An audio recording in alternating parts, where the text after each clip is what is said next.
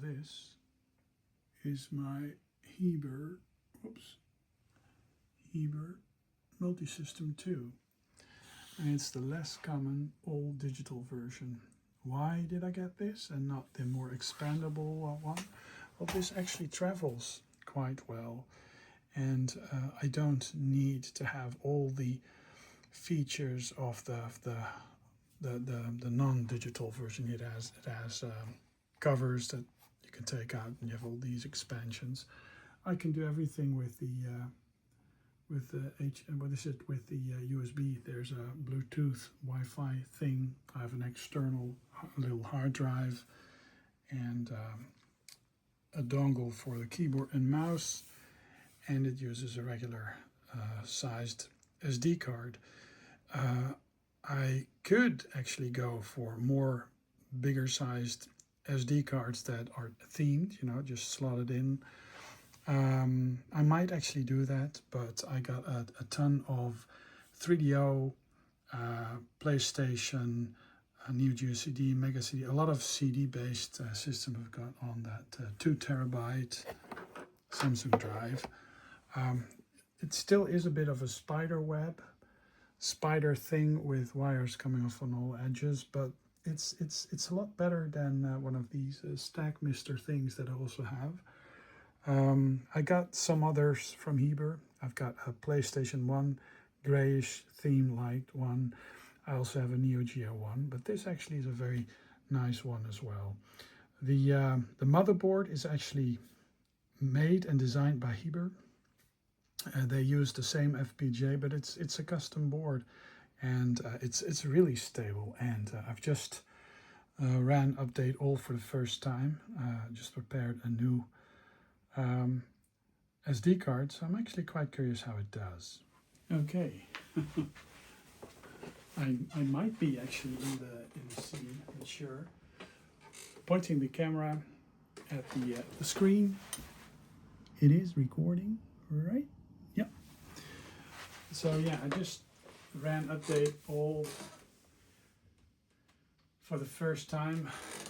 I've enrolled this MiSTer onto the retro account, so it does the Jutego and Ypsilon stuff. It does it all automatically, so it's really the ultimate MiSTer for me. And this advanced timeline also shows you what has been updated over time, which is actually quite interesting. Now I do use an Afterglow wireless Xbox 360 controller, and this is actually the first time I've. I need to change it around because the fine joystick buttons. No, it has the A button configuration. Let's see. Define joystick buttons. D-pad, right, down, left,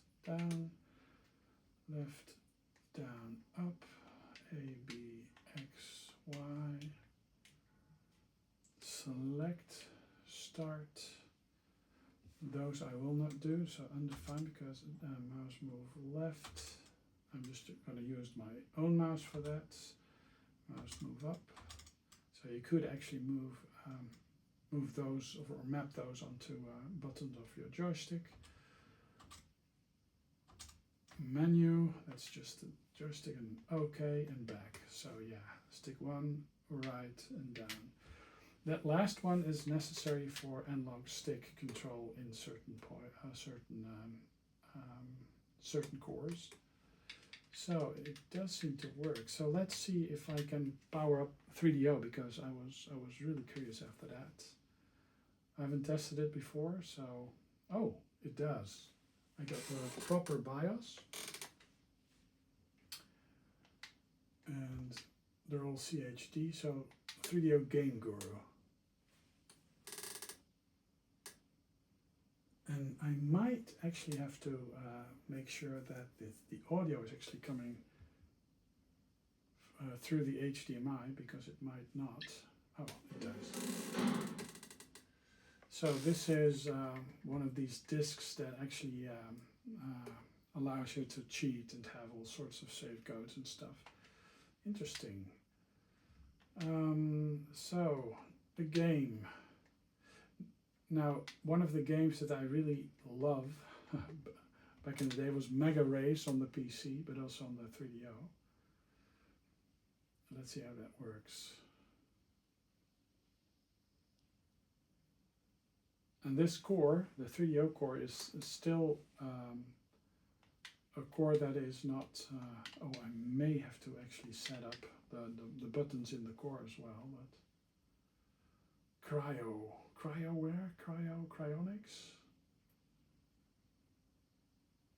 Cryo.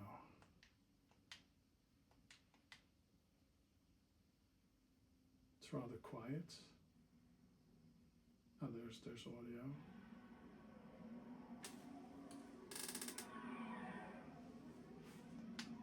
And I'm just using the regular MiSTer. So I just know the regular MiSTer. So these beta cores, they might actually need an unstable MiSTer core, so a MiSTer front end. Oh wow! Yeah, that's LANs. Everybody knows LANs. So just a small race. Pre-rendered graphics. P to start.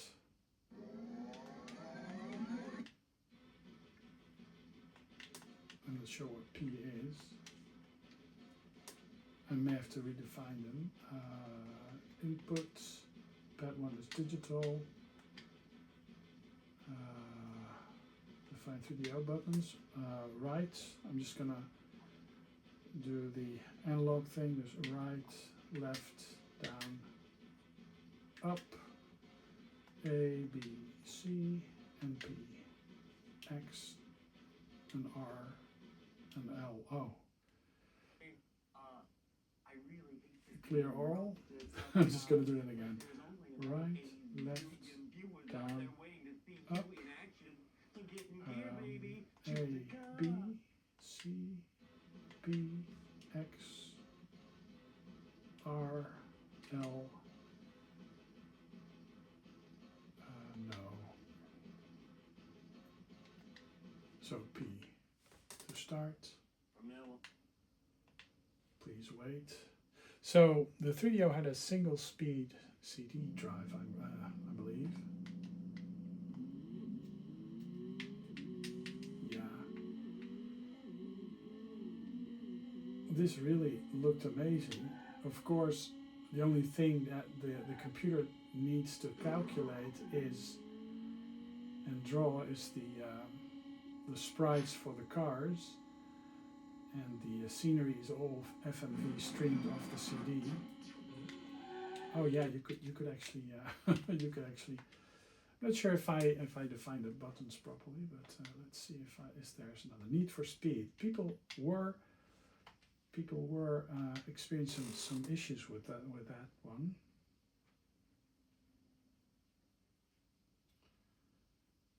Most of the time, I just wait for a core to just mature. And VRAM pull configuration full configuration not saved. So there's an NVRAM. Autosave is on. Reset. So it probably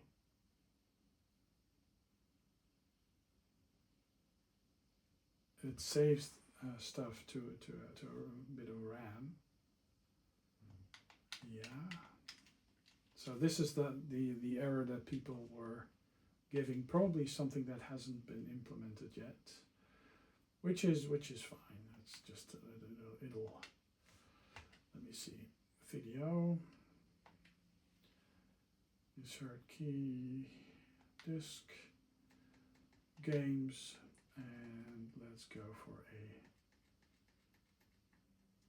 a run and gun game, Captain Quasar.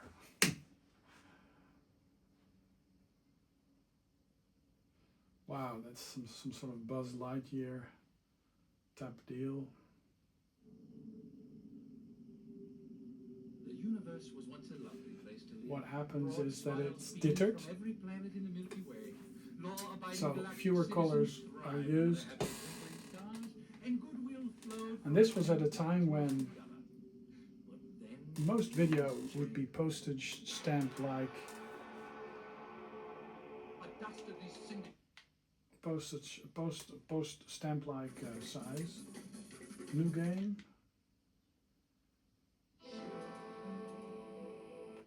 Let's forgo the cutscenes. Headquarters to Quasar.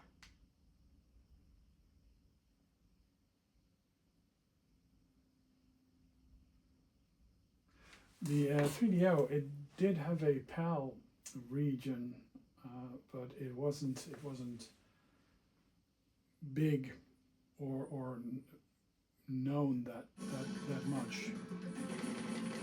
Ah, so it's an isometric view.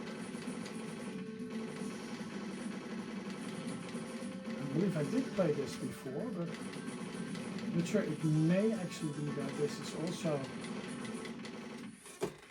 It may be that it is also available on the.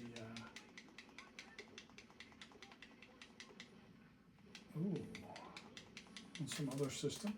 Anyways, yeah, that seems to work fine. Let's see if there's. Let me see. Ah, Bust a Move. Bust a Move is always a good game.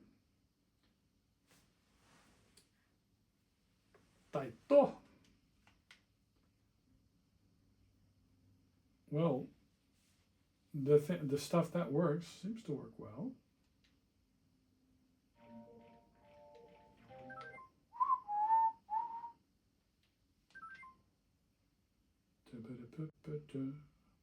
I just love this. I have this on the Neo Geo as well.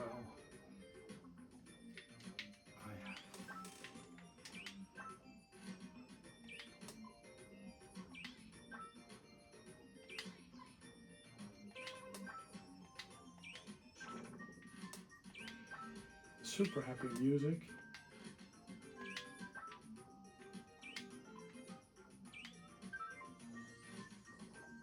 Ba-da-ba-da-ba-da. And the next one is loaded. Wow, it's actually quite amazing to see this run. There's also Lemix. Yeah, changing disks, it doesn't always mean that the system will reset and boot the next system. It may actually result in the game that you are running to crash.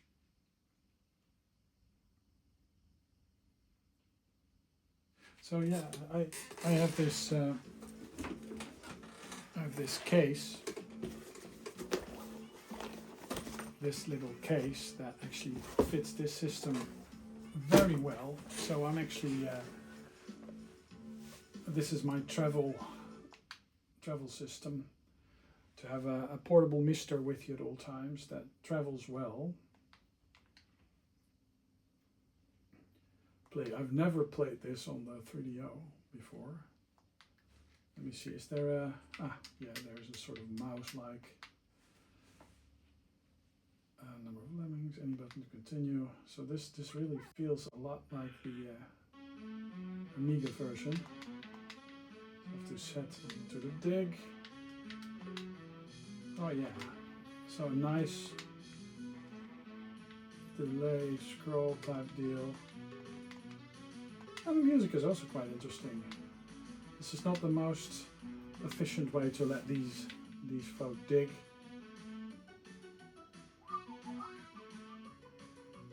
Oh yeah, and this, the countdown.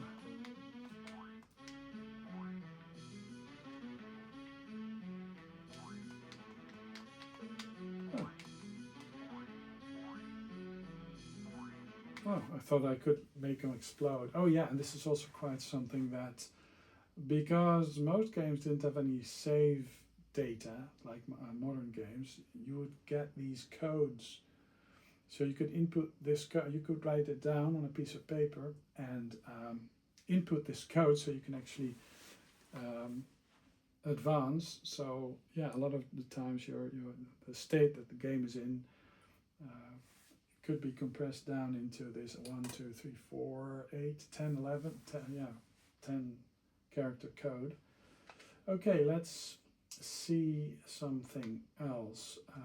Atari 2600, which it used to be a separate core, but now the 7800 core also does the 2600 core, because in reality the 78 actually has a 2600 built in.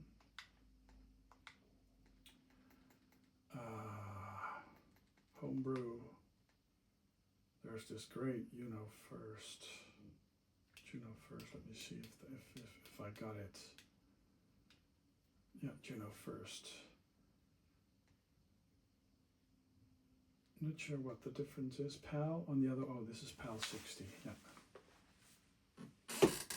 Oh, I love this. I have this on a real 2600 as well, with a flash card. But this really is Juno First. Oh, pick up the man. Oh, I lost it.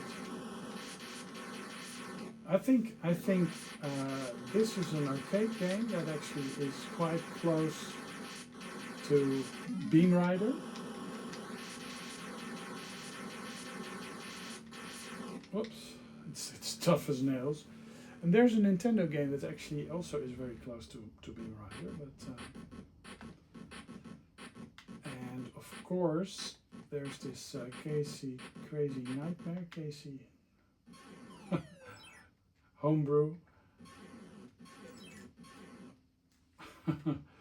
Let's see. There's Beam Rider is actually a great game on the 2600 as well. It was out for all major. Whoops. And this is an advanced level.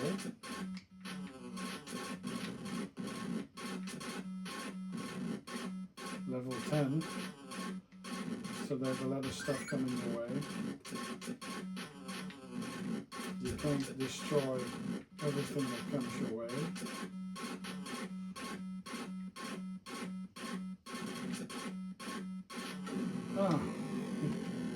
It's a great game, but let's check out Pac-Man. Pac-Man on the 2600. If you look at how much time the programmer actually had to get this done, it's actually quite a feat. But yeah, while friends of mine were playing Pac-Man on their 2600, I was doing this. Let me see. Change that to the core. What's it called? Video Packer Odyssey.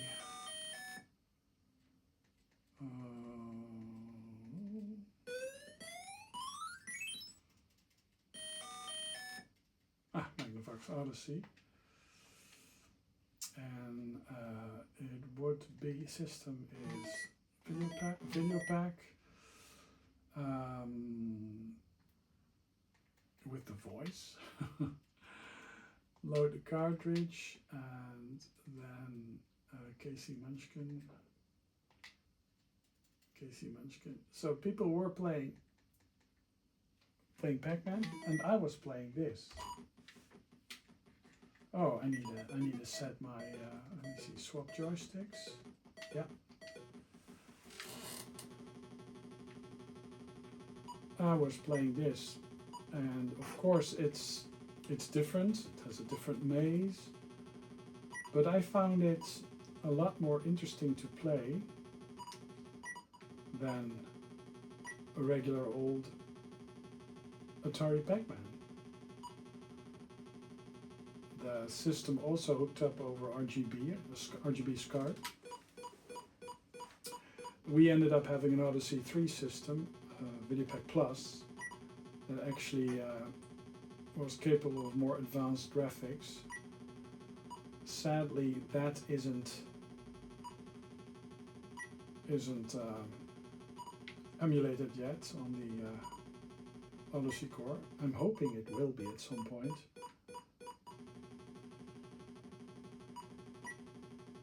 Now the thing is, not with this game, it's not chase the ghosts that much. Just focus on eating your pills and focus on the patterns that the pills have.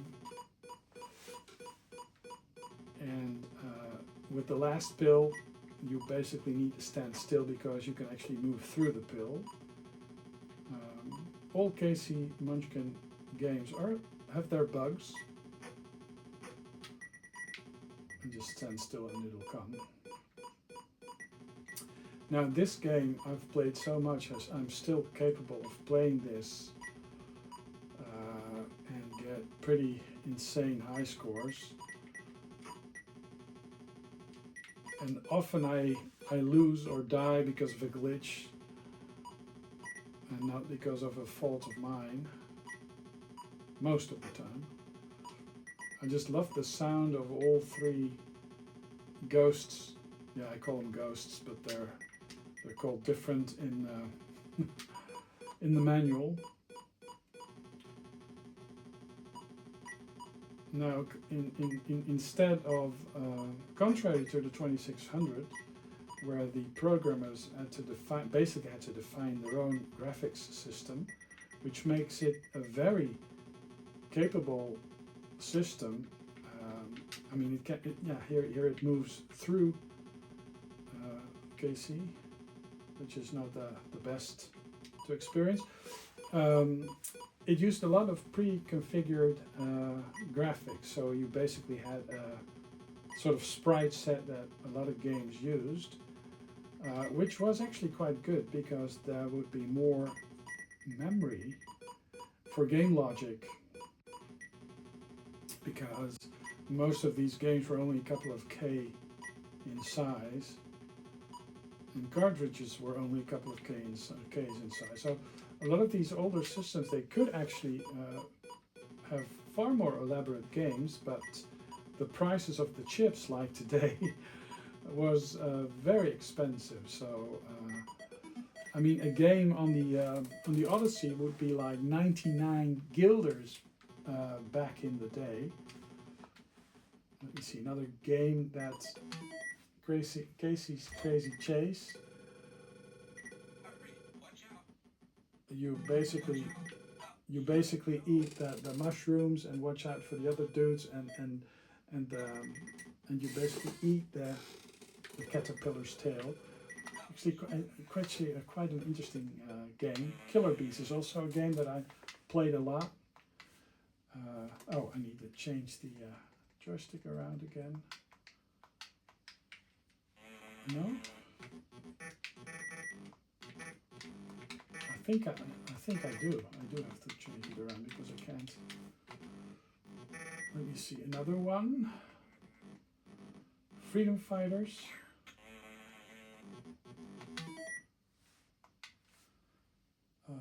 One. Oh, that's the wrong joystick port. Yeah, basically you. Hey, I haven't defined my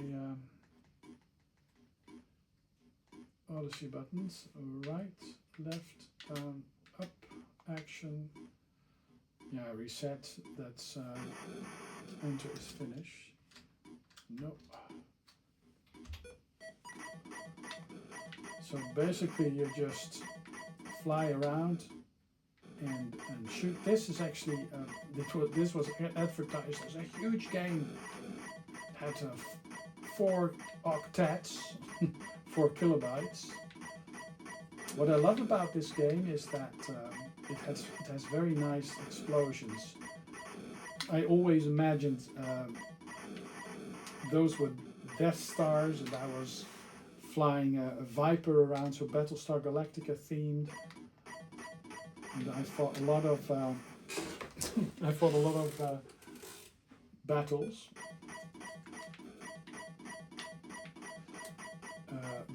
The purple squares, they contain prisoners, and you can actually get more points in scooping them up. It's been a long time since I played this, but demon attack, no, attack of the Time Lord. That's also attack of the Time Lord. That is Zelda, another Zelda. And this also is a very nice shoot 'em up. And I'm used to PAL timing, so in NTSC mode on the Odyssey 2, it's actually a fair bit faster.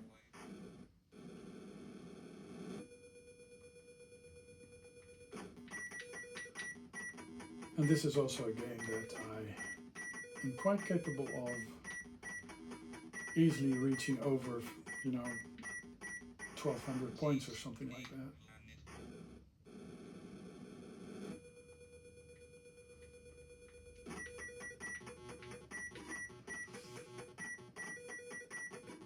But yeah, the Odyssey works as well, so that's actually quite interesting. Let me see. N64, a lot of people will be quite interested after. Let me see, do I define the buttons? I think I will. Right, left, down, up, A. No, I need to do that a different way because it's, let me see, clear all.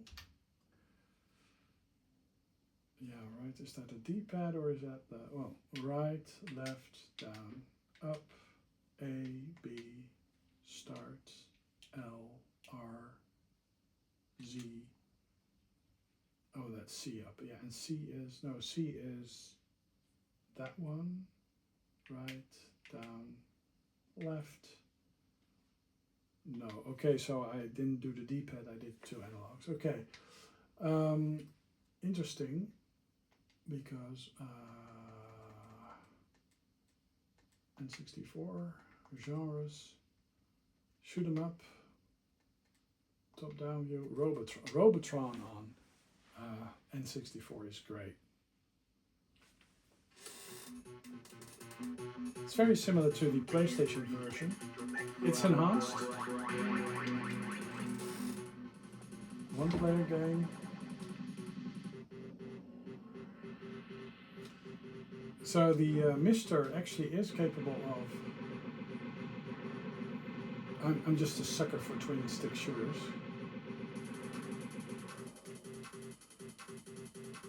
It's a very trippy game.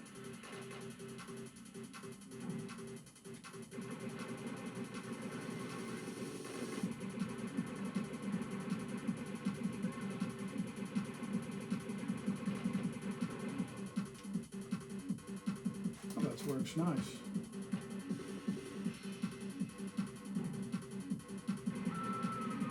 Oh, gotta save some humans because... Oh!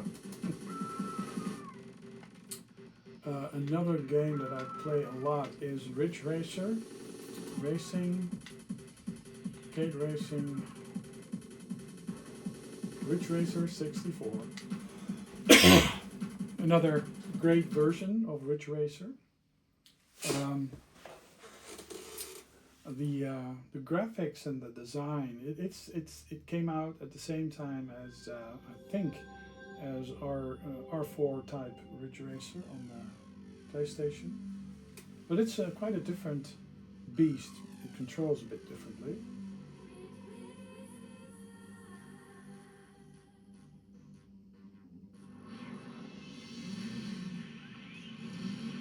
It has a very nice intro scene. I think this is among the, I mean, if you do need to like Japanese drifting. The Nintendo 64 was quite a capable machine, but yeah, cartridges.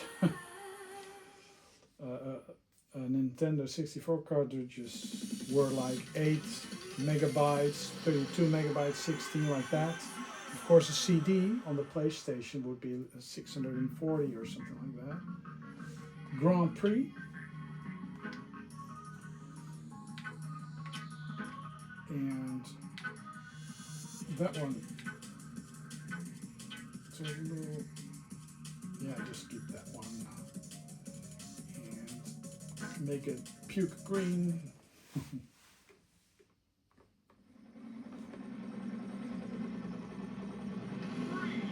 2, 1.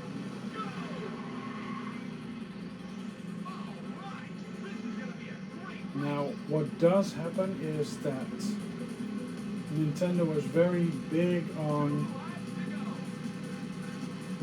making it all look very organic. So they use a lot of trilinear filtering.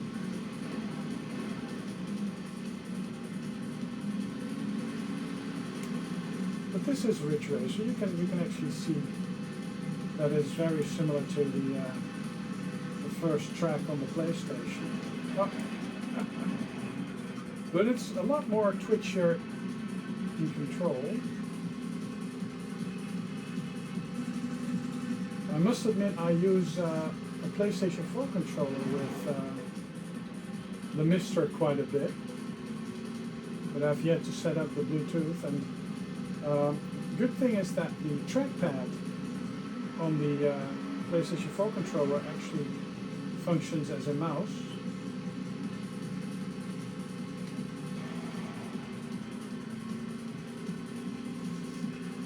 Very interesting.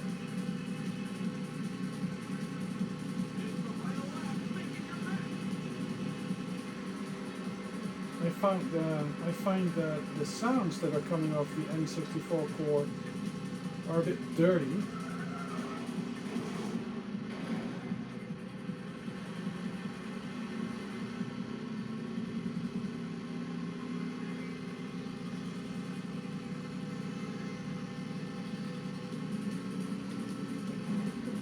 My N64 would sound a lot more clear. So I'm not sure what is happening with the sound mixing.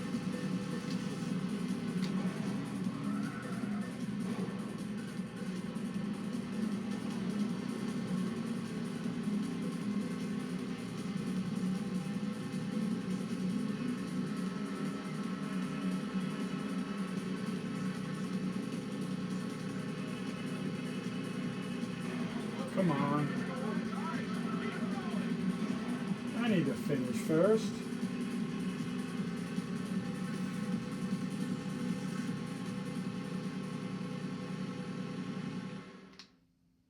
So yeah, quite different from PlayStation. We could check that out. The PlayStation Ridge Racer version. So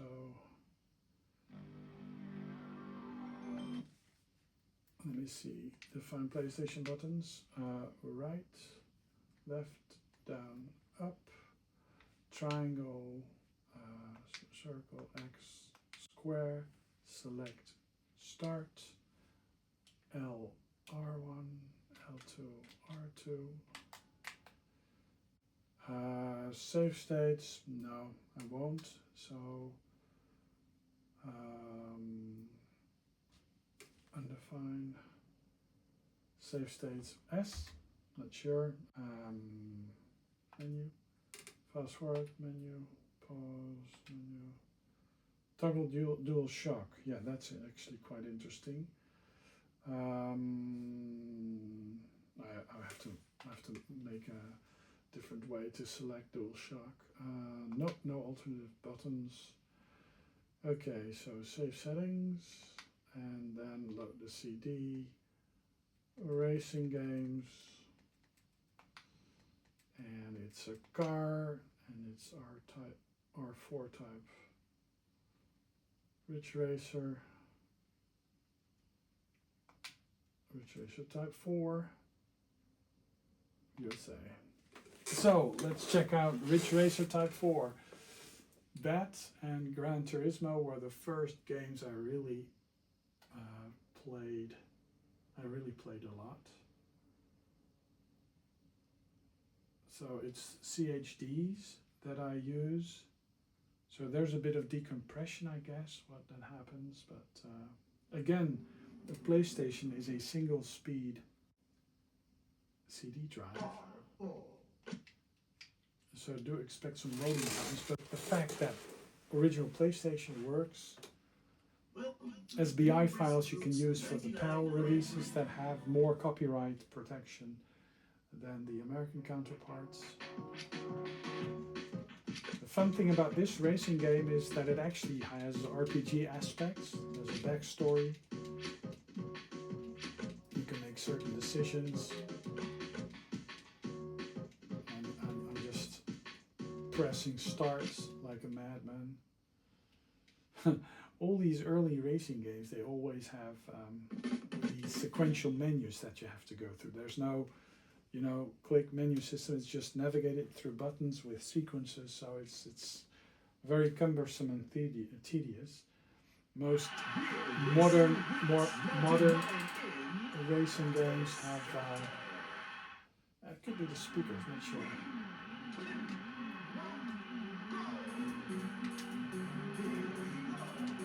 And I select analogs controllers. Let me see. Controllers, best DualShock. I'll just say control pad analog. Yeah, and then you have the. And it should do force feedback too, but it doesn't do it with this gamepad. Let me see.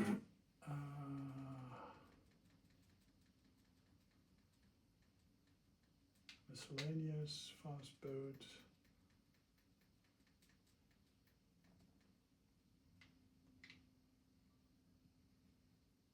System type. Auto, DualShock. Multi-tap is off. Yeah, most of the time they do rumble. With the PlayStation 4 controller, it does rumble.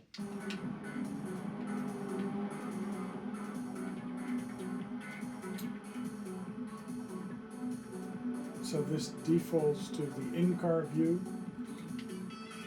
You can do the outer car view, but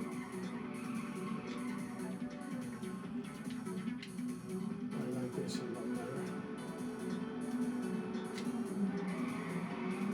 But basically, the way it drifts and the way you drive is very similar to the later games.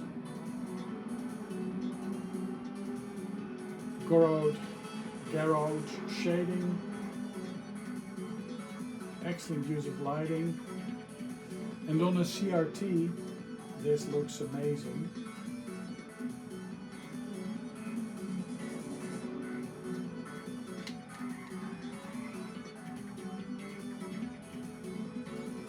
I think I should set the overscan to a different type with this monitor, but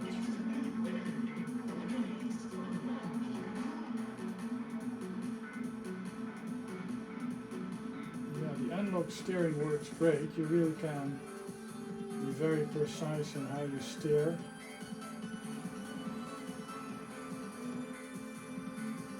I have those USB adapters that you can use your original hardware with. I have one of these jog controllers, Jog-Con it's called, which basically is a rotation device that basically acts like a steering wheel. I have a special edition of Ridge Racer Type 4 that came actually with that controller.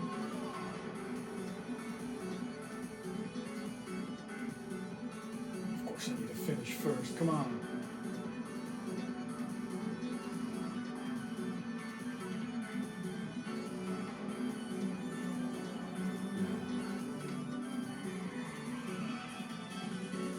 Letting go of your gas and turning makes you automatically drift. A very excellent way to drift.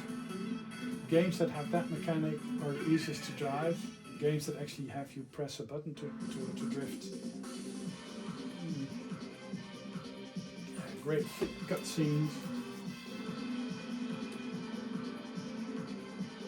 This was actually one of the first games I was trying out in Bleem. And I actually remember emailing Randy about certain parts of the road not working correctly yet. You might remember that. Of course, the game is imperfect in itself, so there are some glitches. But it was fun comparing the real PlayStation with Bleem back in the day. So yeah, I've got a ton of racing games, ton of games on here. Gran Turismo, another one. Gran Turismo is just such a cool racing game. Car. Ford Racing, that's also an interesting one. Gran Turismo 1.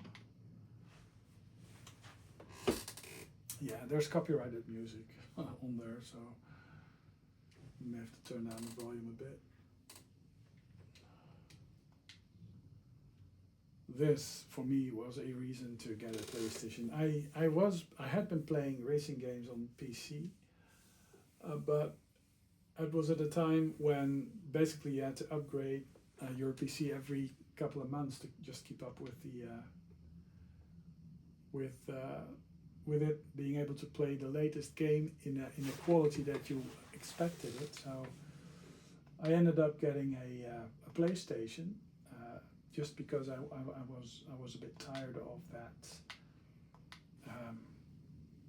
going through the motions. I ended up still playing PC games, and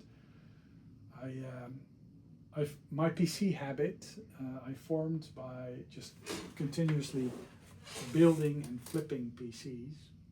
Most of the time I had 2 systems, and one of those was up for sale, or I had 3 systems, and I would sell them to, let me see, there.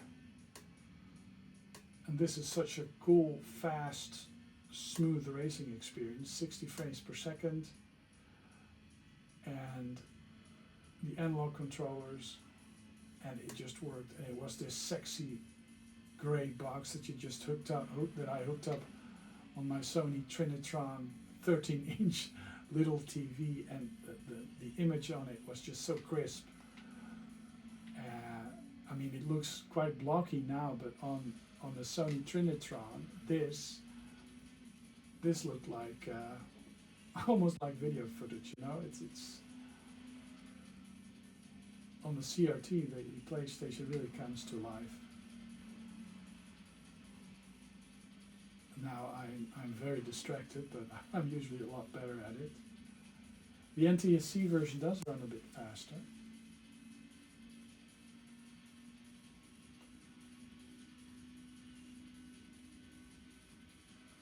Oh man.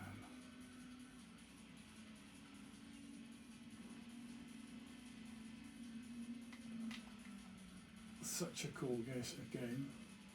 And I remember that Gran Turismo was set to release, but the PAL release was a lot later than the American release, so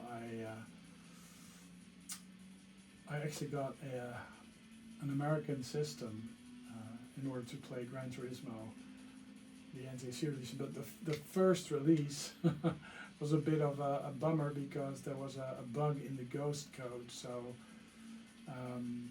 there's actually a second iteration of Gran Turismo, the arcade disc, because the ghost mode is screwed up. Game patches weren't a thing back then, so you'd have different releases sometimes. The Saturn is also a system that the system emulates quite well. Let me see. Racing Daytona USA. Great game. Not sure. There may be volume controls somewhere. Not sure, but Whatever.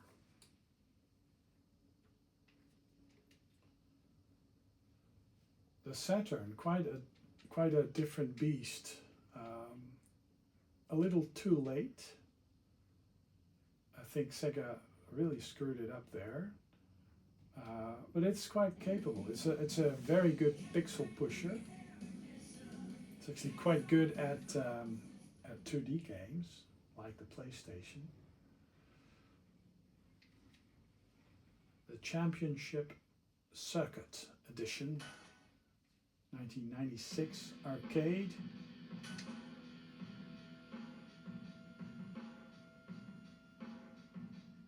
National Park 37 Hornets.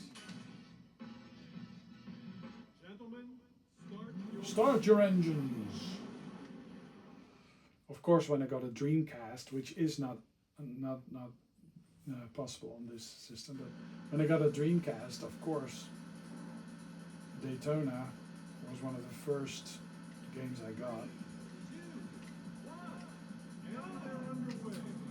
Let's see what's the.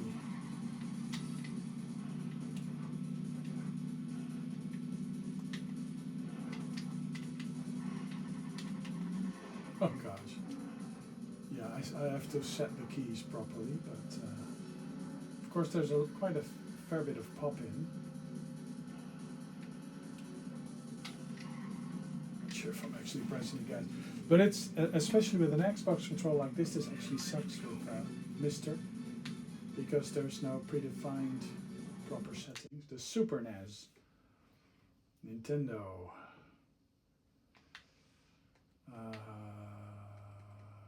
genres, shoot 'em ups, and view is combination. Actually, I should go just all shoot 'em ups. Yeah, I should not do this this subdivision because Space Megaforce.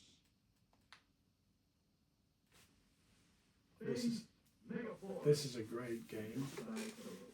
In the early days of SNES emulation, this was one of the games that had a lot of emulators trip up because of the effects, and it uses a different layer. It uses a cloud layer where the clouds actually also have a sine wave going through, so it's like waves that move a bit. And the early SNES emulators, they would not be able to cope.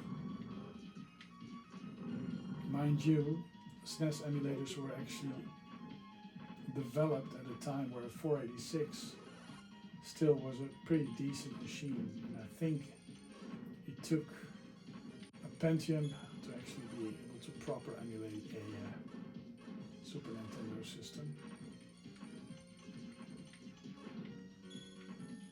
But this, Alest, compile shooters, compile and cave shooters, great stuff.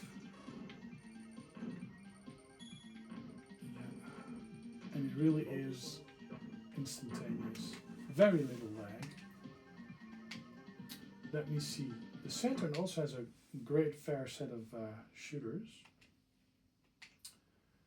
And on an interface like this, it pays to have these categorized shmups. Batagun, an underwater shooter. I just love the boot scene of the Sega. The current core, it's region agnostic. It auto switches, but I remember the core had to be manually set. Previous cores, you know, when it was still under development. It's developed by a guy in Ukraine, I believe, and he did a stellar job by programming this. He did a lot of great cores actually on the MiSTer. If I can come up with his name, I will mention it. Otherwise, I'll put it in the description below. He has a Patreon, so I support him. This is a great shooter. I love the underwater theme.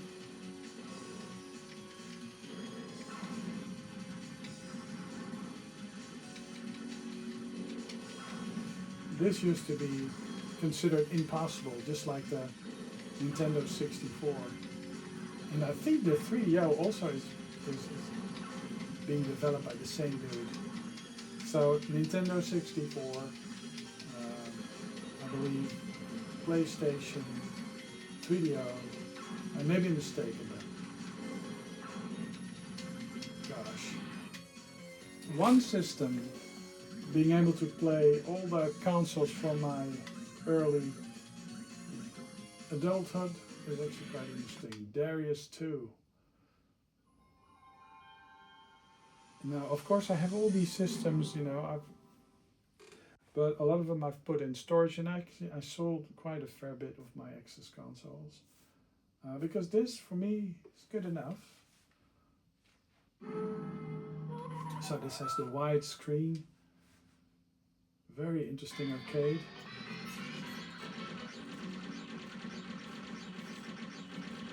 A very good home port.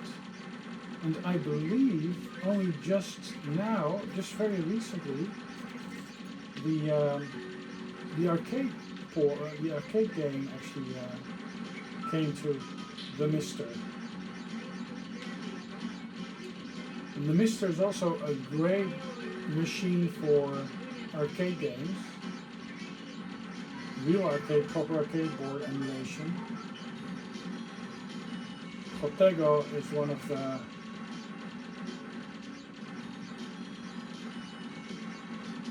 very prolific developers.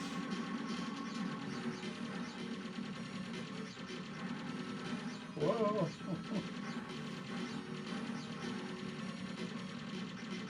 I've played this before, but it's quite a fishy game.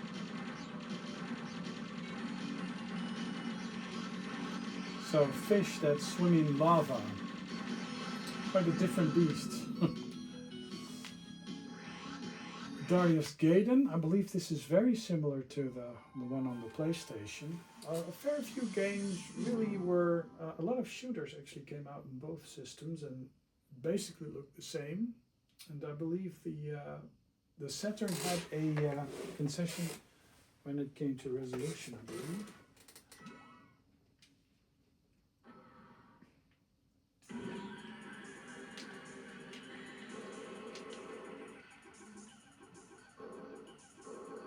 Lovely parallax scrolling.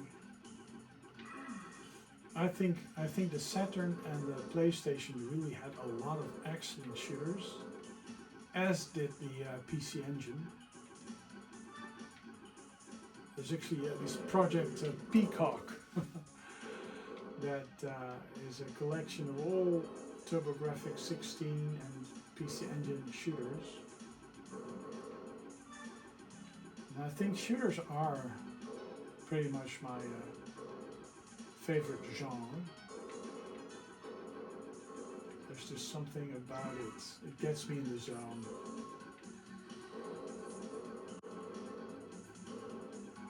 Well, R-Type, this, you know, there was this biological theme going on back then. The Neo Geo, also a great system. Neo Geo AES, Neo Geo CD, got those, but and I just read somewhere that the Neo Geo is actually being re-released.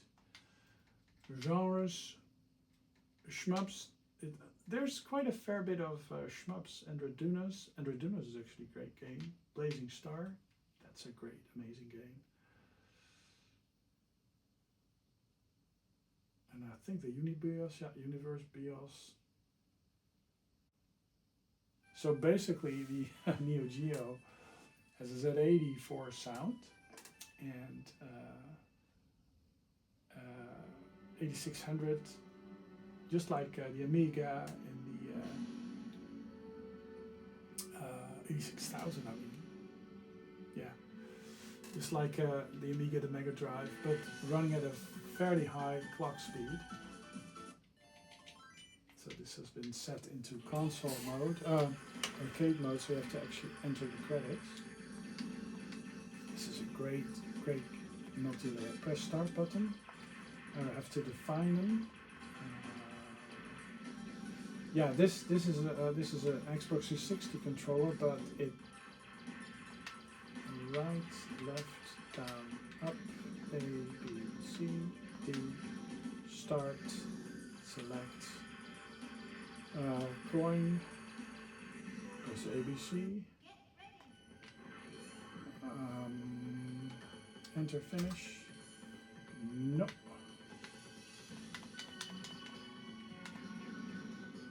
So very nice multi-layered shooter where a lot of you fly high above and you can actually see the approach of your opponents from down below. It's very nice and very interesting pickup system. Power up, a lovely Japanese English.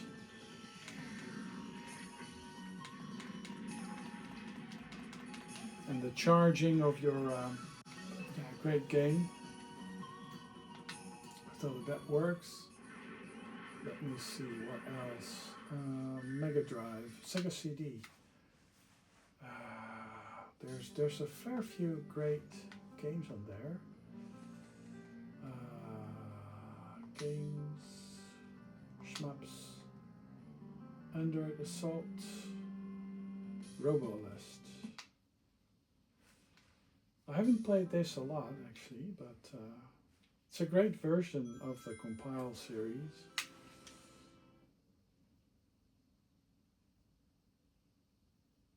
It reminds me a bit of MiSTer, which also is one of the LS games.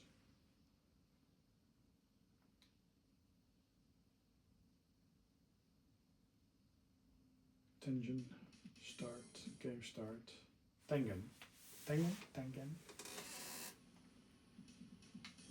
Show me what you do, Lest.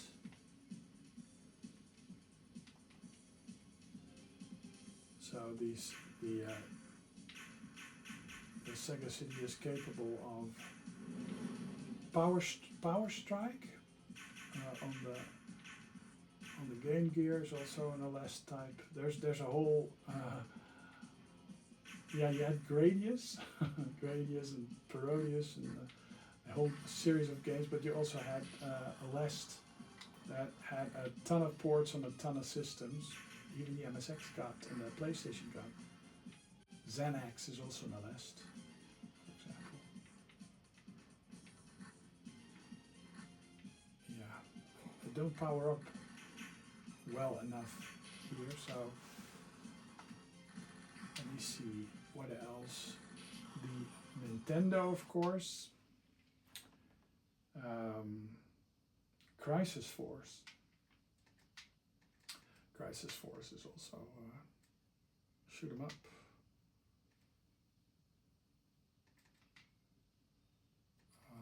Vertical scrolling Crisis Force. There's a translated. This is such a cool game. It has a very nice effects. Some of the best. It's a Famicom game. There's no Northern European or North American version, so it's Famicom. It plays great on an American NES with an adapter. It doesn't run properly on a PAL system.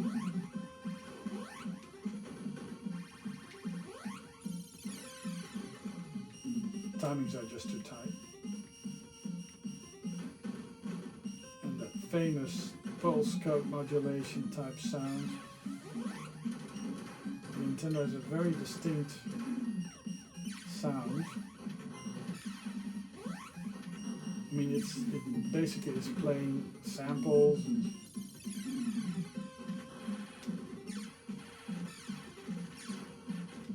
I mean, the Commodore 64 gets praised by for having it sit, but I think the NES is quite up there as well when it comes to sound capabilities.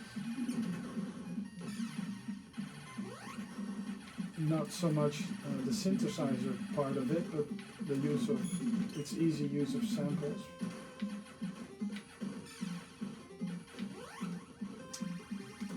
Now, at some point, the road will crack open, and you have this amazing here. And you think, oh, and then there's this parallax scrolling, and then from the depths, your opponents will fly up. Isn't this amazing? I mean, I did not expect this to happen, but the first time I saw this, I was just like, what the?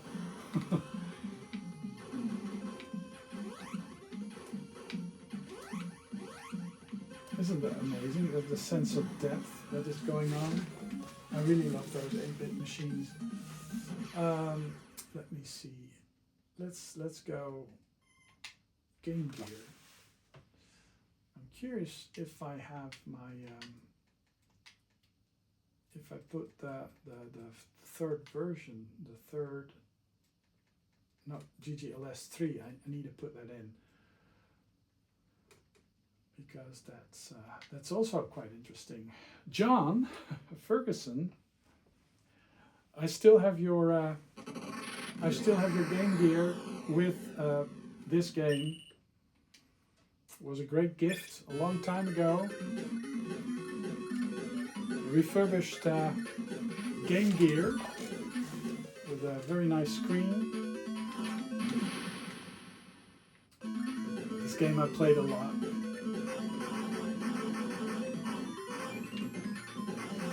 It's the same mechanics.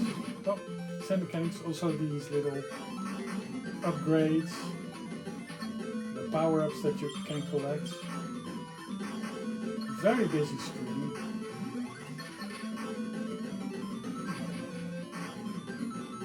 The third one in the series actually came out on a collection that is out on the PlayStation and the Switch, I believe. It may actually be even be a PC version, sure.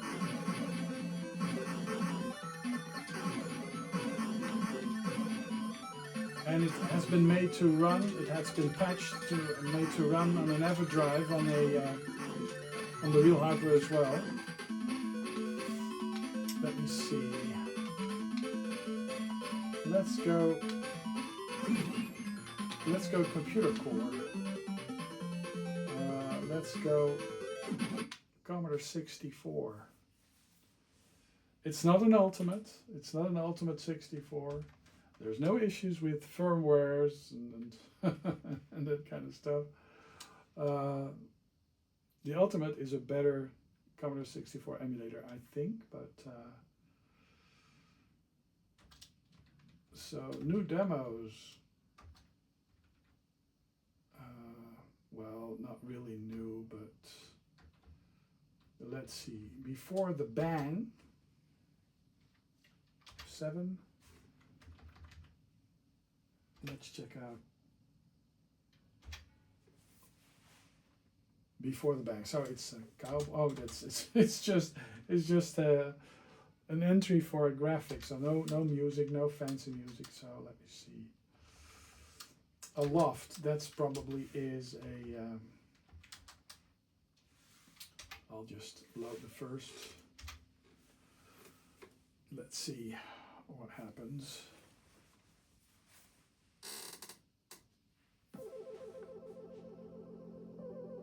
Wow, nice lens effect. Great parallax scrolling.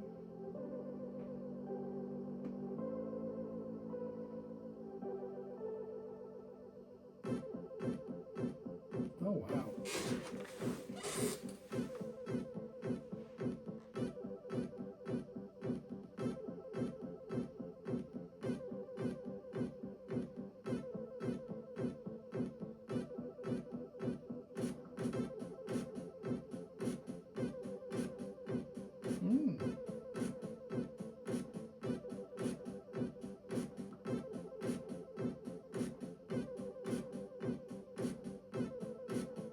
Oh wow, that's interesting.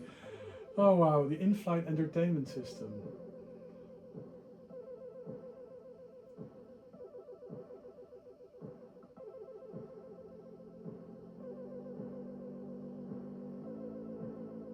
Oh wow, mini screen.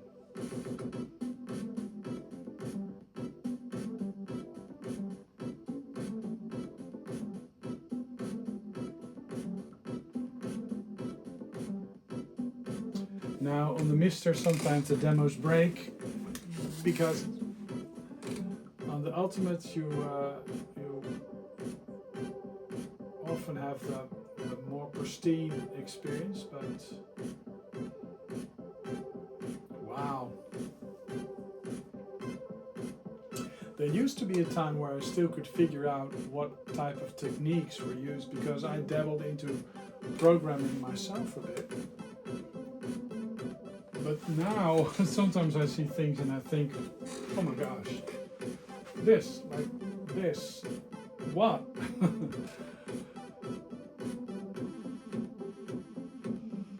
We were very happy to flip away the, oh wow, this also is like, what the hell?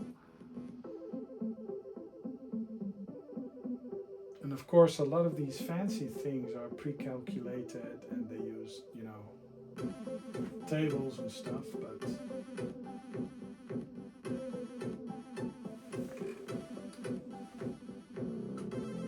oh wow, that is some nice effect. A lot of dots even.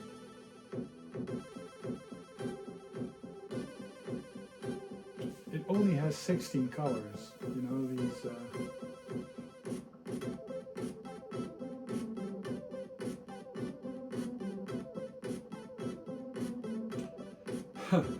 the raster interrupt was an NMI's, but this is just flip the disk. Okay, let's enter another disk. Side 2. It'll recognize that you changed the disk. That's nice.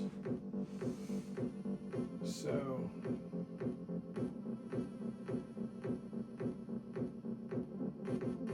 this is not going well. This is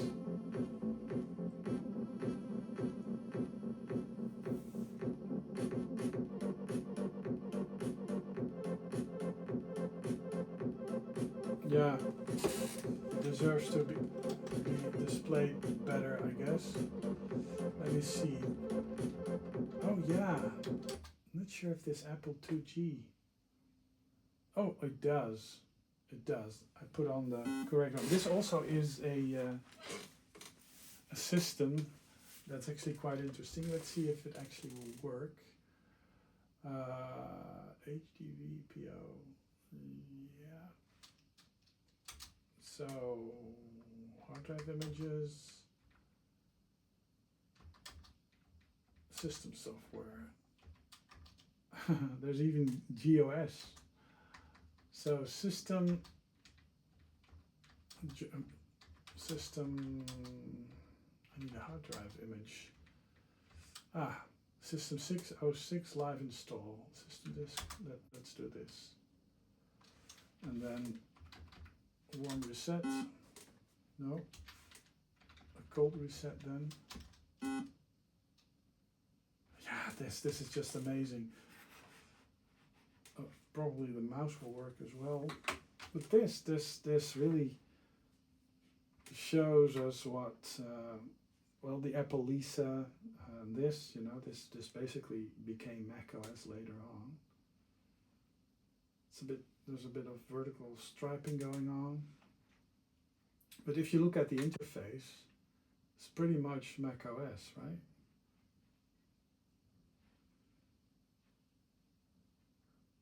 So, about this Apple IIgs, 8 megabytes available. Yeah, so this was a 16-bit system, not a fast one, but way beyond my price range. A basic system, ProDOS system. this was a really fun machine. It was to the Commodore 64. The 120. It was like the 128 to the Commodore 64 was like this to the Apple II, but more, because it really was capable of a lot of wonderful stuff. Let me see. Software. Yeah, hard drive images. So there's this Mac Volume 1, and then cold reset. Adventures with fractions. This is all educational software, I guess. Gravity Busters. Chemistry, balancing equations. The periodic table. Educational software from back in the day. Information. Program description.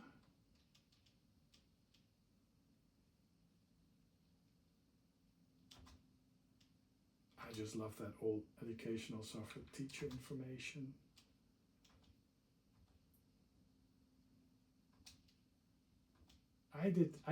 Back in high school, I used Element Inquiry. I programmed the teachers got an interface for the Commodore 64 in the science lab, an oscilloscope. They didn't get the software. They figured that they could program it themselves, but they couldn't. So they needed the students to program it. Hydrogen. Ooh. Where's the mystery? Ooh. Oh wow. They expect you to actually know this by heart, selenium. Oh gosh. Almost would. That's just insane. Why?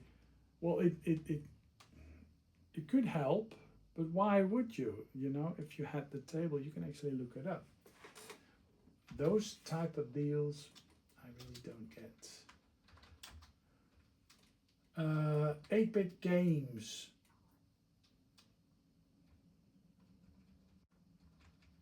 Productivity, reading, writing, maths, productivity, and graphics. Yeah, let's go check that out. Cold reset. Yeah. Unable to load ProDOS. Do I do something weird? Cold reset. Okay, so there's something wrong. Odds and ends. Cold reset. Okay, so I'm missing ProDOS. Not sure. Perhaps do that again.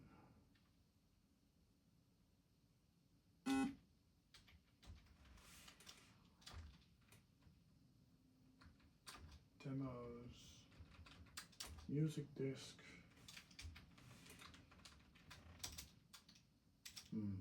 2MG. 2MG is not supported, I guess. I got a lot of 2MG drives, so HDVPO. WordPerfect. Oh my gosh. That's like WordPerfect 2 or something like that.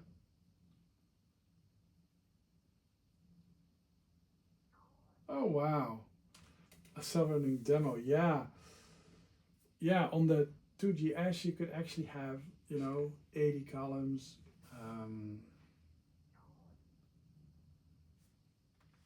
Spacebar to view at your own pace. Return key.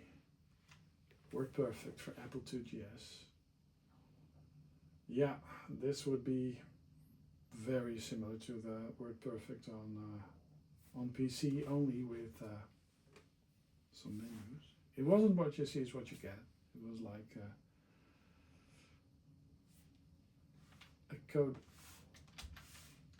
Let me see that. 2.1 it is. Games. Captain Blood.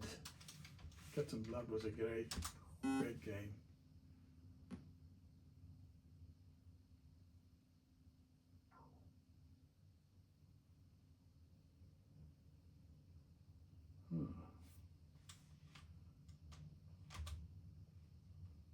Don't see any drive activity. Or I do see drive activity, but this is still a very much beta core, so oh, and it's, yeah, the Apple IIgs was a slow system. Captain Blood, 1989. Yeah, this would have been far beyond my reach.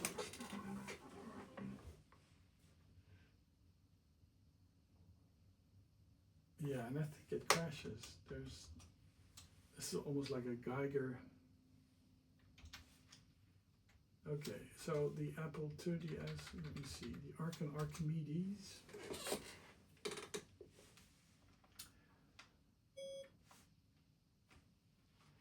RISC OS. You actually can have a version of this running on a Raspberry Pi.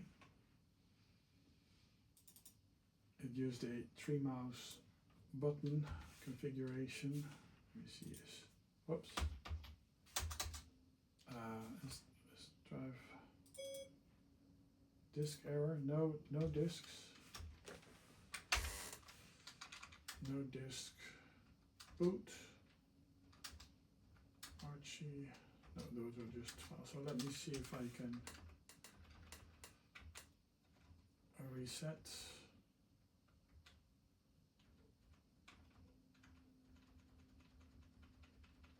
Capable of resetting the system. Exit.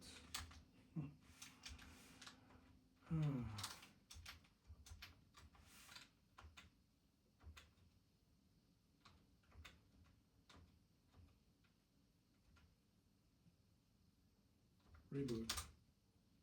Yeah, that's the whole system, I guess. Yeah.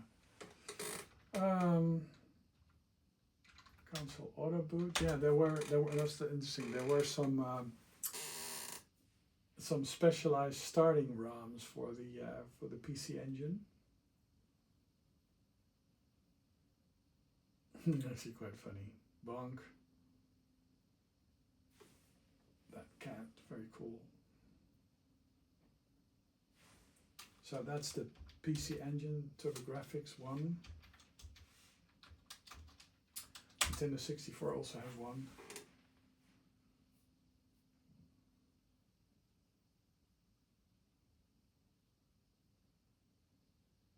Wow, that's actually quite interesting. Some sort of green light shining, green and purple. I don't think it does anything else, no. Okay, what else? The Nintendo Game Boy also has one.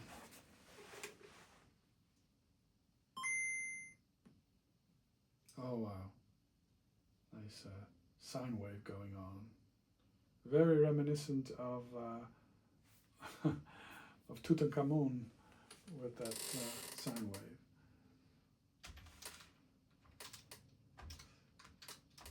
Game Boy Advance.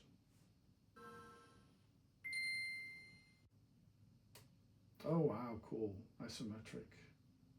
Oh, I love that, what they did with the little screens and the zooming effect. Yeah, this is a rotating and zooming that the Game Boy Advance was really good at. ARM, an ARM CPU also. Quite more capable than the Super Nintendo, for example. It did get a fair few Super Nintendo ports. So that is Game Boy Advance. What else? We got the NES.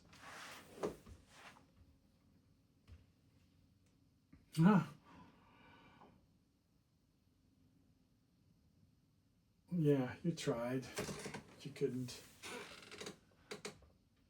Oh wow, a very nice homage to Contra, Kirby. Ooh, that cat looks mean. he destroys them with drops of his blood. Oh wow, Castlevania. Cool. Quite inventive.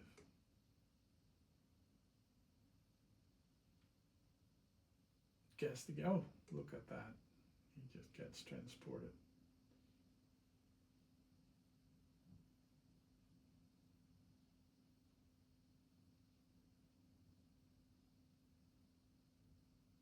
Yeah, Mega Man, Rockman. And what else do we have? Oops. We got Nintendo's Super Nintendo. Oops.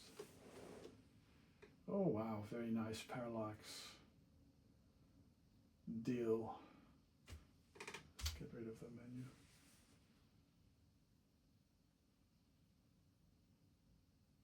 Of course, you could auto let all your systems auto start with a game. 32X. Oh wow, cool. That's nice. the Tower of Power. And the CD-ROM drive lights. Yeah. Last time I set mine up,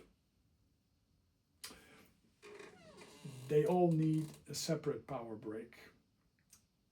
And you have to make sure that you don't mix them up because they're different voltages and what have you. But yeah, the Power of Tower. What is it? The Tower of Power. 12. Genesis. Mega Drive. Oh wow, cool. Ah, nice. Sonic Knuckles. That is cool. Very nice, bright. Yeah, that's cool. The Master System.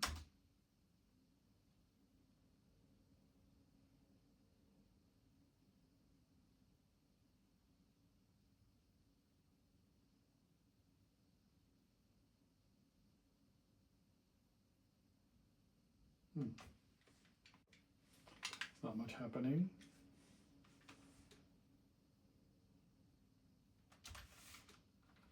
And the Sony PlayStation. That has sound, I believe.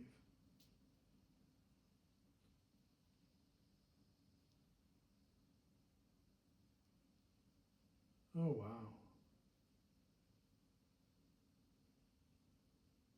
Metal Gear Solid like.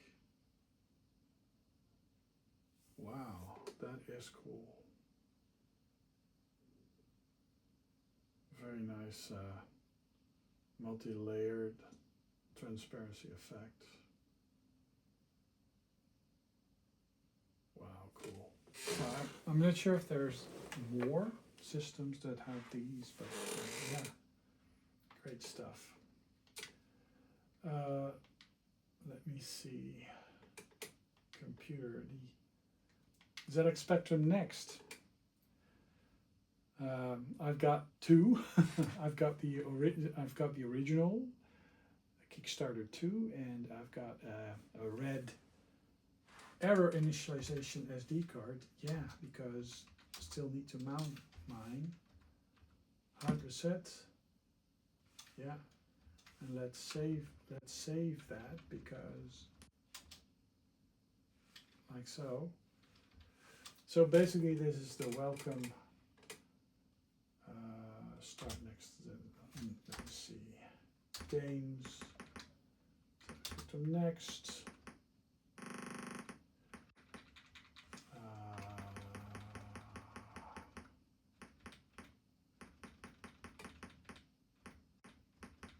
Angry bloaters. Stop the tape! Stop the tape!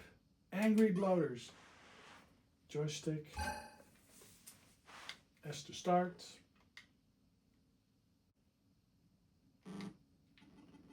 So basically this is Bomberman.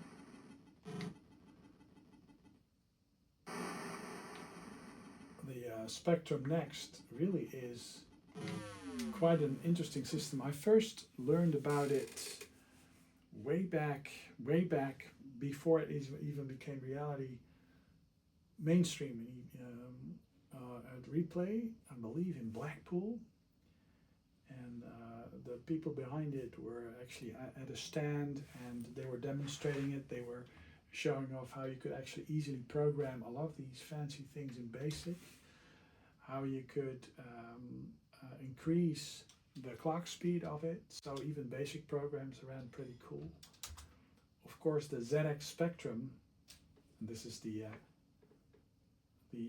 128K version of it, is what it is based upon. It's a spiritual successor, the 68,000. This is the Japanese Amiga, the Sharp 68,000. And basically this system got a lot of pretty perfect arcade ports. Let me see, HDF, is there any hard drives? No, this is just a Ajax.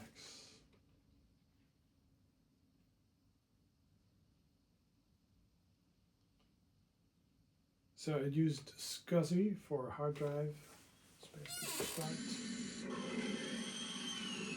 This is an example of a pretty much arcade perfect version of Ajax.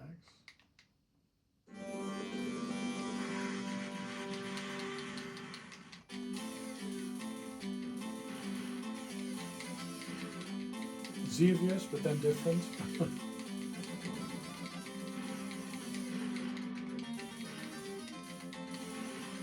even the music is a bit Xevious-like, right?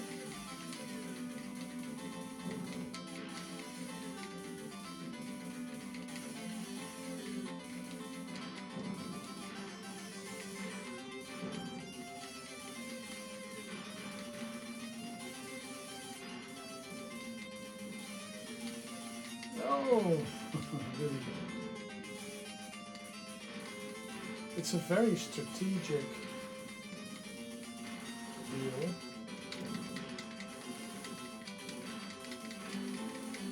Let's see, what else?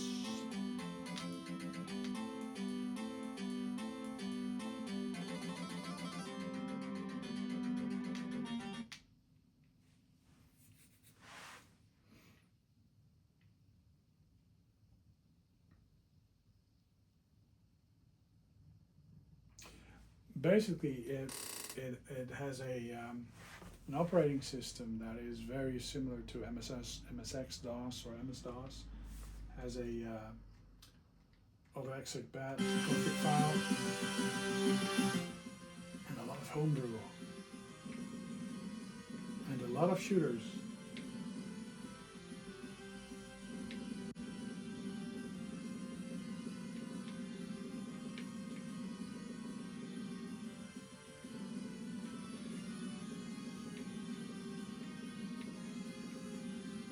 In some ways, it's more advanced than the Amiga, I believe. But yeah,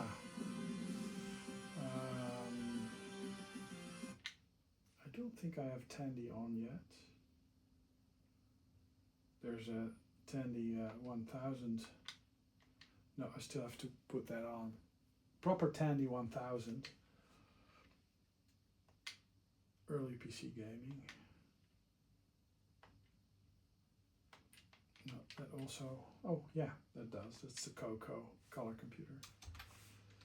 Do I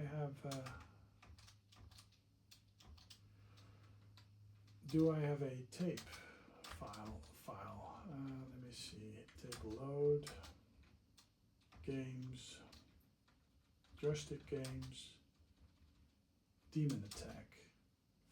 Is it C-load? I'm not sure. C-load? Yeah. I used to be able to operate all these different systems back in the day they had a setup at the library, and people would just sit behind an Atari or a Commodore 64 or, you know, ZX Spectrum or a Coco, and they would just not know how to load in a program because every system did it their own way. Oh, I need to press play because otherwise it press play on the tape. Found Demon and it's loading.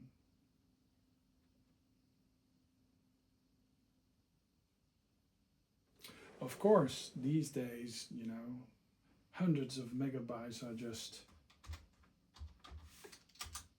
yeah, it was a machine code game that you had to load in a different way, but yeah, okay.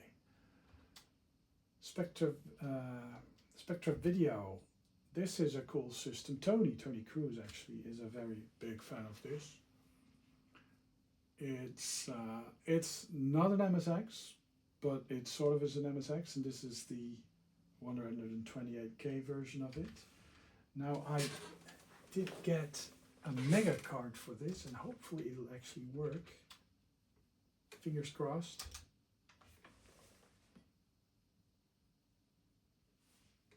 It may not. It's actually a card with a ton of software.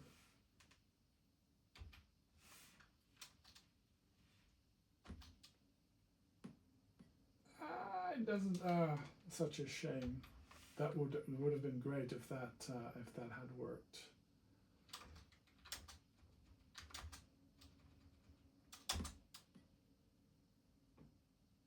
Yeah.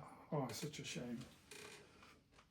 There's this 1 megabyte card with a lot of games on it.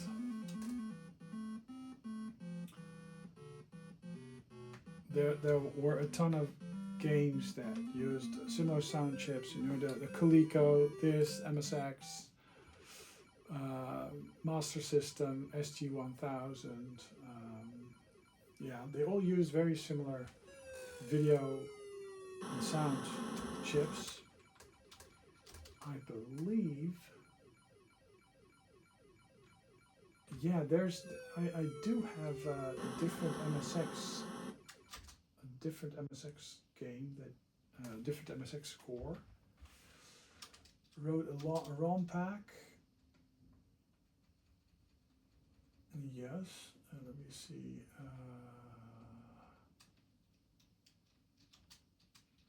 No, MSX1.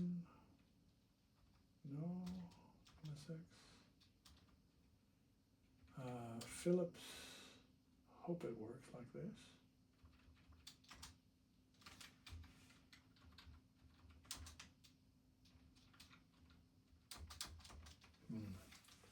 Yeah, you basically have two MSX cores. One of those cores is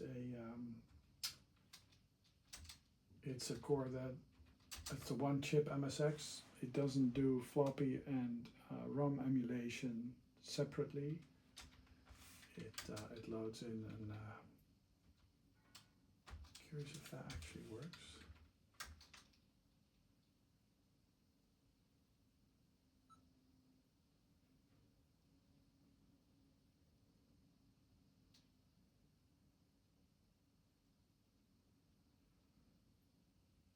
So this is actually from the Mystica. This is a different MSX type deal. Multi-mint file manager, M. So far done.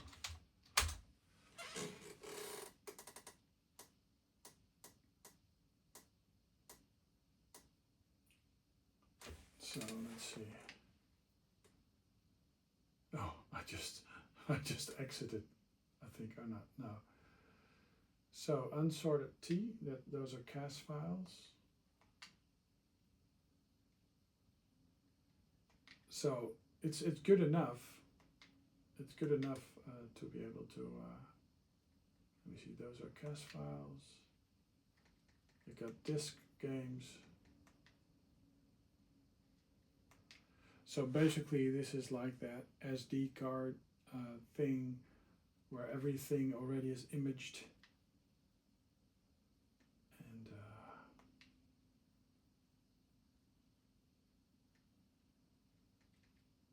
yeah.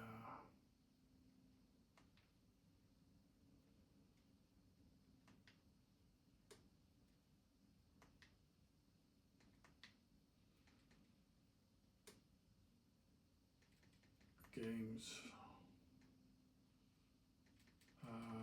Gradius then? Or Nemesis probably.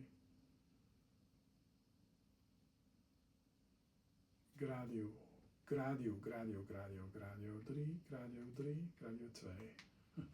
Start.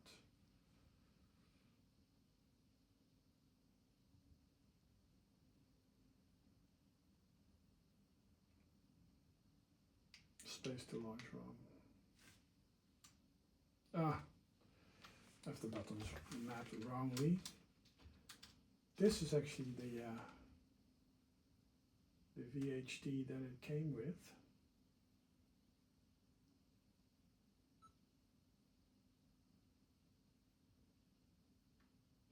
Varan.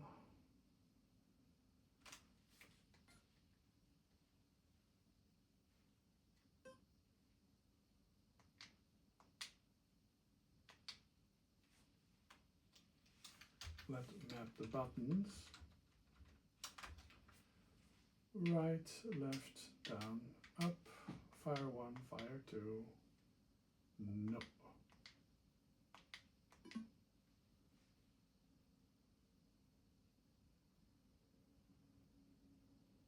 Oh, it really is the first time I run this.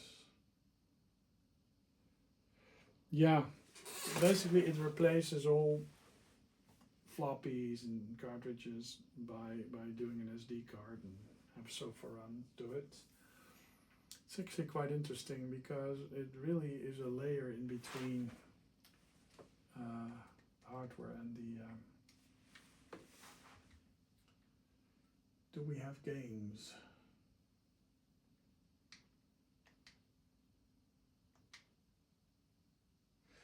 Yeah, store it within a zip file. It's actually possible to have longer file names. These are CAS files.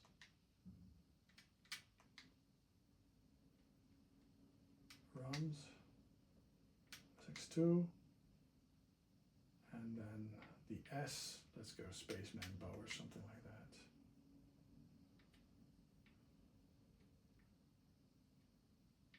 Let's see if it really does. Start. Unstoring. Yeah, you would zip everything with zero compression, because if you compress it, it takes a long time. If you just store it in a zip file, it's a lot faster. Still, it's slow on the Z80.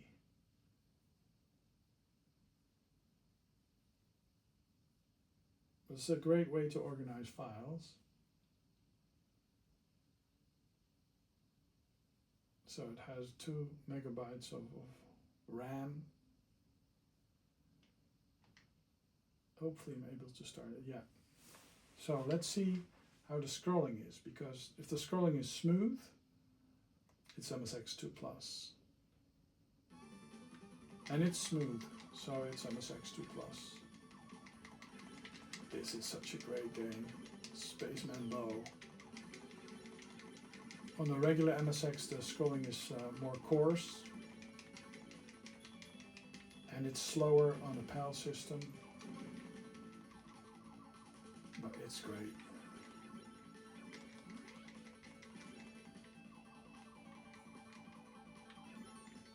It shares similarities with the weapons and stuff, with Gradius, but also some of the compile games.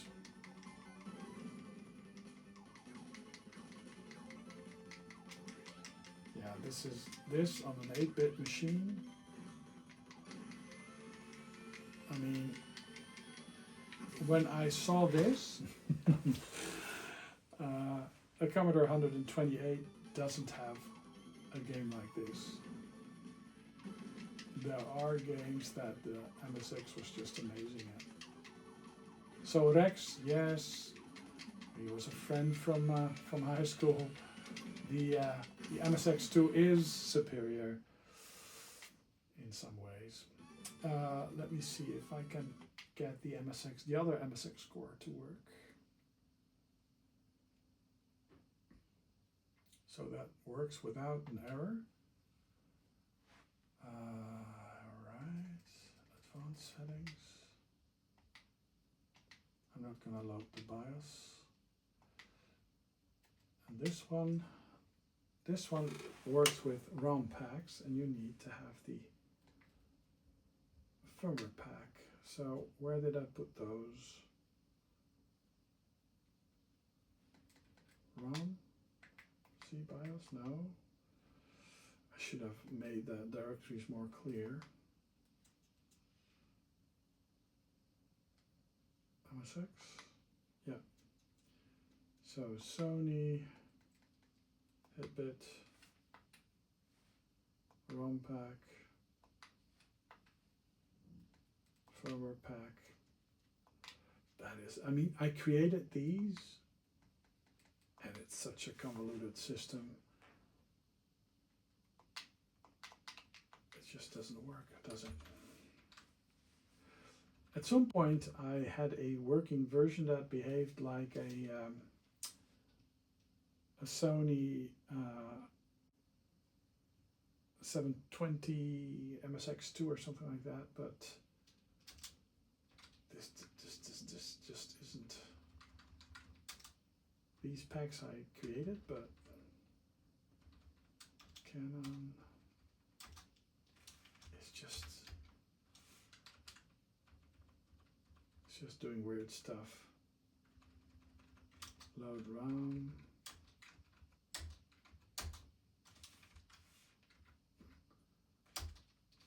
Yeah, this is just weird.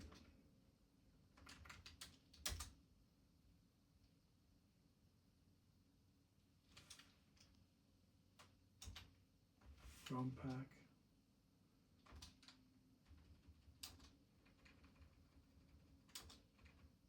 So many versions of this system.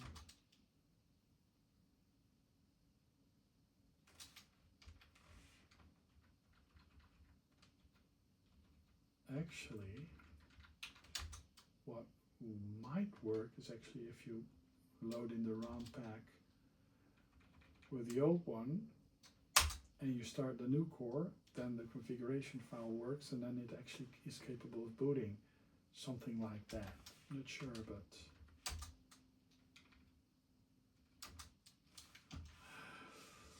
so if we go to the first one, or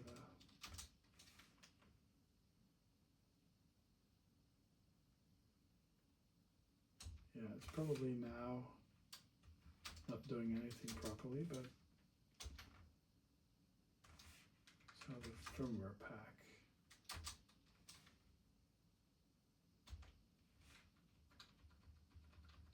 Save settings.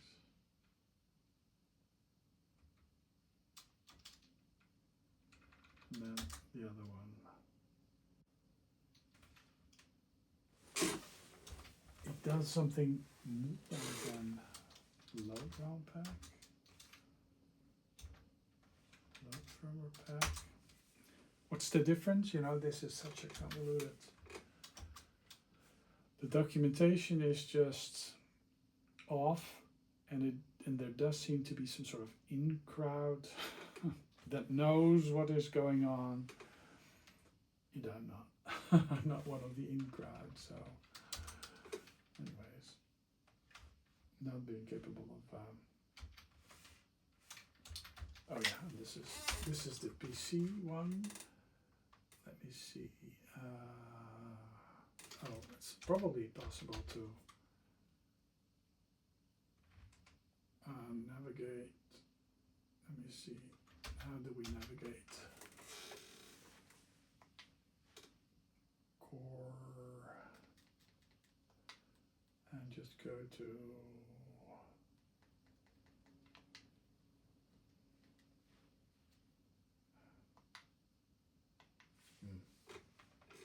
a lot of MGL files, but you can't select them. So I'm not sure how to access those. Right.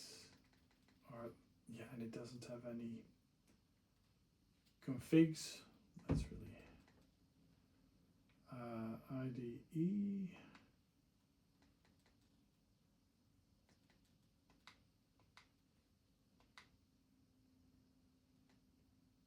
Can fodder.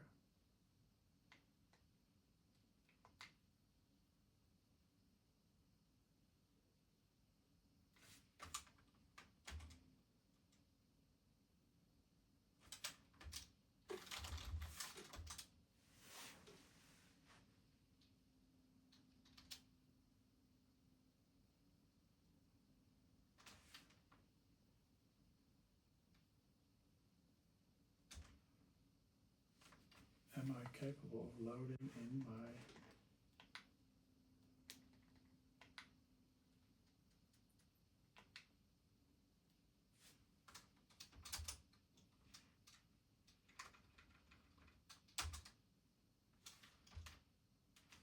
like so? The hardware, hard disk, 90 megahertz on. Use IO as MIDI, 2 buttons. Back, let's go check out.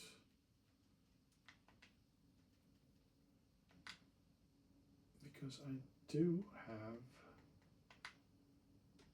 my Windows.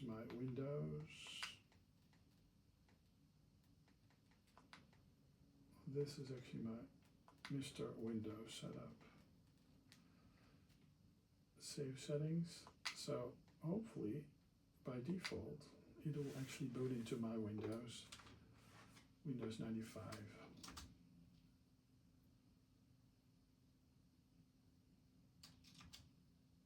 Scan disk.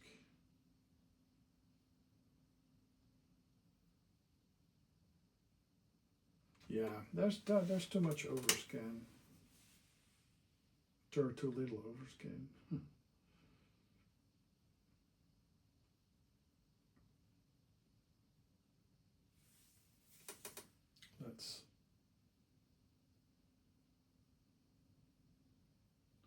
So it's 90 megahertz 486 SX without an FPU. Yeah, oh, this is way too small. I should fill it out more.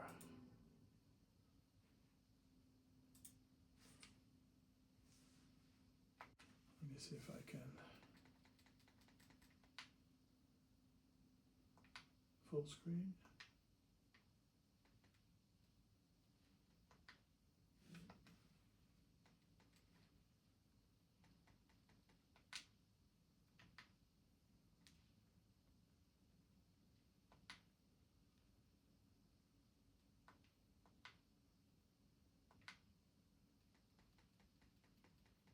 Yeah, it's weird.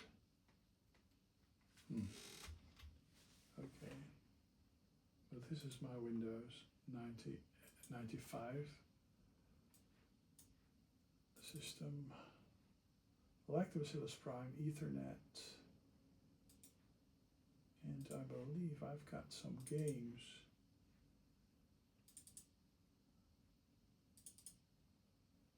Yeah. I've got Heretic and Hexen.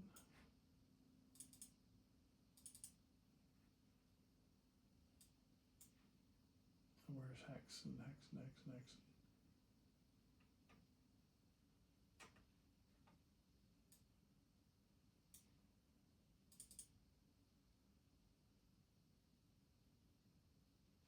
Yay.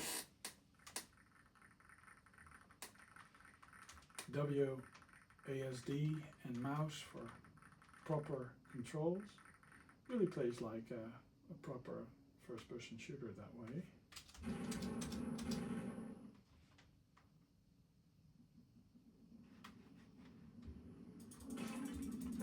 Of course, a 486 is not the best system to play it out, to play with this game in, but it works well enough.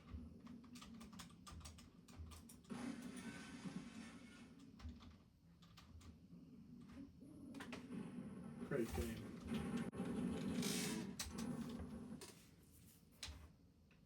Yeah, let's show what that is with the scan, the overscan.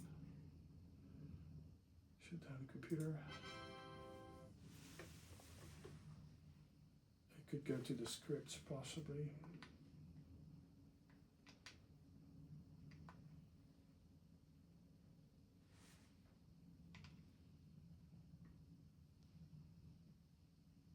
Or set a resolution. I think that's the thing, set a fixed resolution or something like that. Let me see, scripts.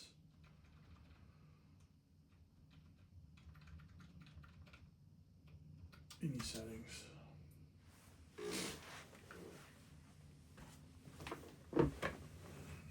Video mode.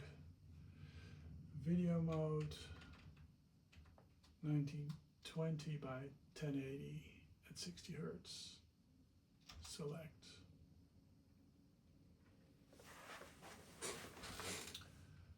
Scale to fit the screen height.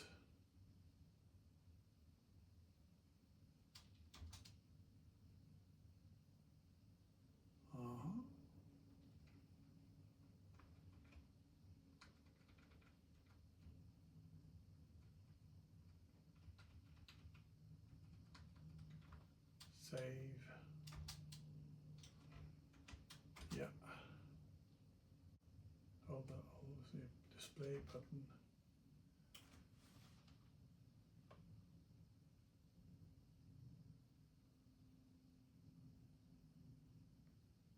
Ooh. What happens if I go to computer and PC 486 and boot into my Windows 98, 92, 95, 82.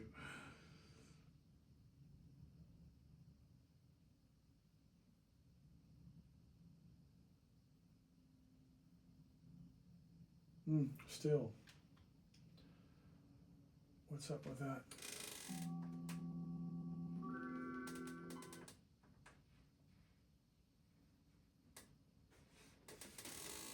Oh, there's this on display menu thing at the back.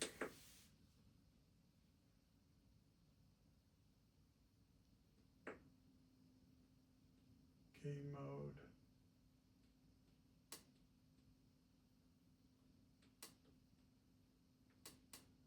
Yeah, it does.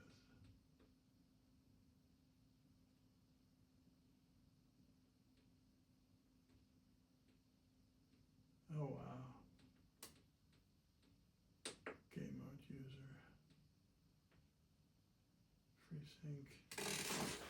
On. Oh wow, this monitor has actually capabilities that I wasn't even aware of. So,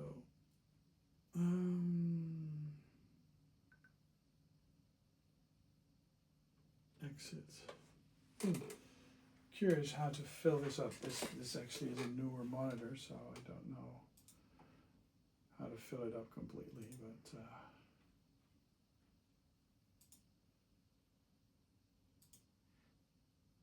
shut down the computer, yes.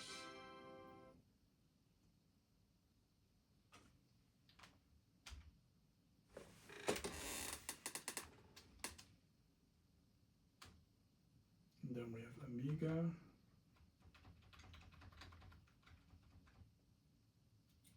Commodore Amiga.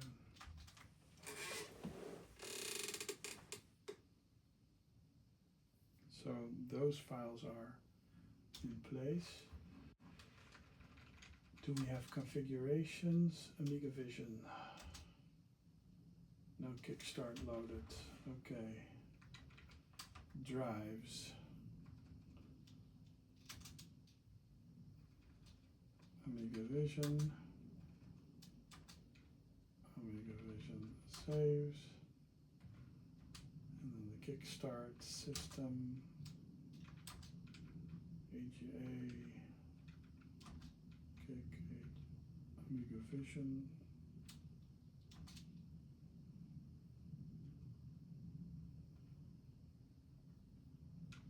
Back, save configuration, load configuration.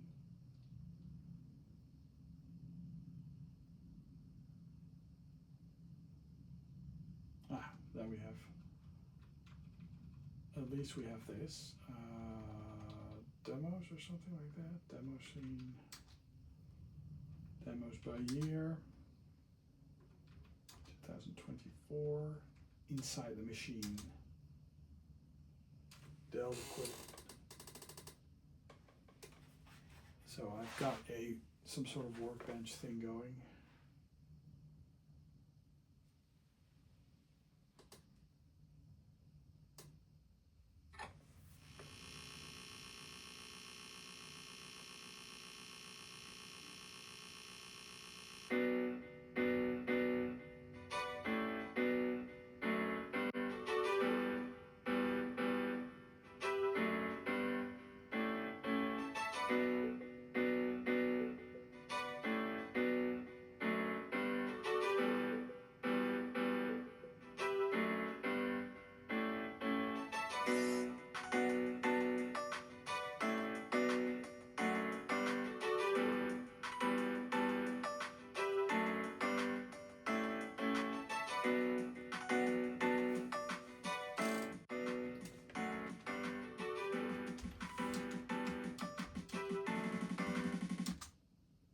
And then the best computer of all, Camera Plus 4. Good stuff. Thank you for watching.